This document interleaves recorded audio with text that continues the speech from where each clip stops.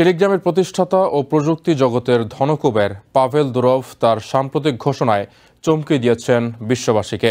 $20 billion মালিক এই Russian উদ্যোক্তা তার সম্পত্তি ভাগ করে দিতে চলেছেন তার 100 সন্তানের মাঝে, যারা জন্মেছেন তার এই স্পার্ম ডোনেশনের মাধ্যমে।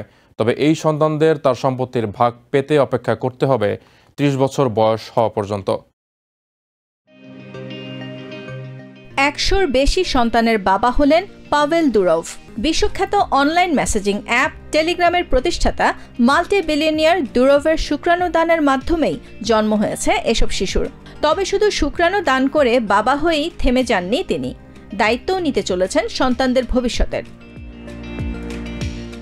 সম্প্রতি ফ্রান্সের এক সংবাদ মাধ্যমকে দেয়া সাক্ষাৎকারে পাভেল দুরভ জানিয়েছেন, সম্পদ ভাগের বিষয়টি তিনি স্পষ্টভাবে উল্লেখ করেছেন নিজের উইলে।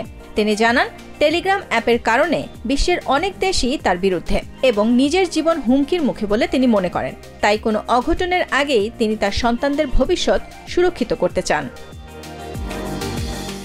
তবে শুধু স্পার্ম ডোনেশনের মাধ্যমে জন্মানো সন্তানরাই নন, তার 3 বান্ধবীর 6 সন্তানকেও এই সম্পত্তির উত্তরাধিকার হিসেবে রেখেছেন দুরভ।